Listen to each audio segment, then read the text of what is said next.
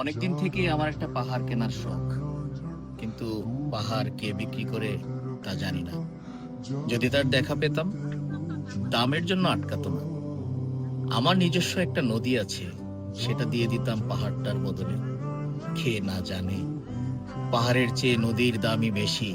পাহাড় স্থাণু, নদী বহমান। তবুও আমি নদীর বদলে পাহাড়টাই কিনতাম, কারণ আমি ঠকতে চাই। নদীটাও অবশ্য কিনেছিলাম একটা দ্বীপের বদলে। ছেলেবেলায় আমার বেশ ছোট্টখাট্ট ছিমছাম একটা দ্বীপ ছিল, সেখানে অসংখ্য প্রজাপতি। শৈশবে দ্বীপটি ছিল আমার বড় প্রিয়। আমার যৌবনে দ্বীপটি আমার কাছে মাপে ছোট লাগে।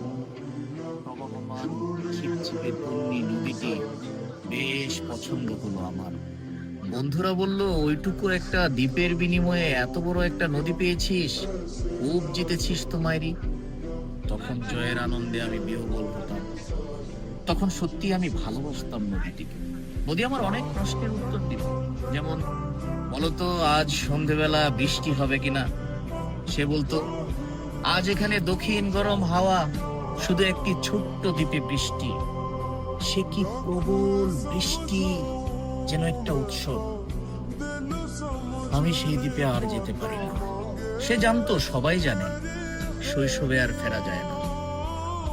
এখন আমি একটা পাহাড় কিনতে চাই। সেই পাহাড়ের পায়ের কাছে থাকবে গহন অরণ্য।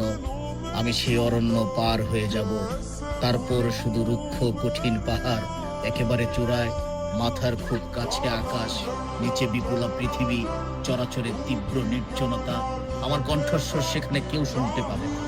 আমি ঈশ্বর মানি না তিনি আমার মাথার কাছে ঝুঁকে দাঁড়াবেন না। আমি শুধু 10 দিককে উদ্দেশ্য করে বলবো, প্রত্যেক মানুষই অহংকারী। এখানে আমি একা। এখানে আমার কোনো অহংকার নেই। এখানে জয়ী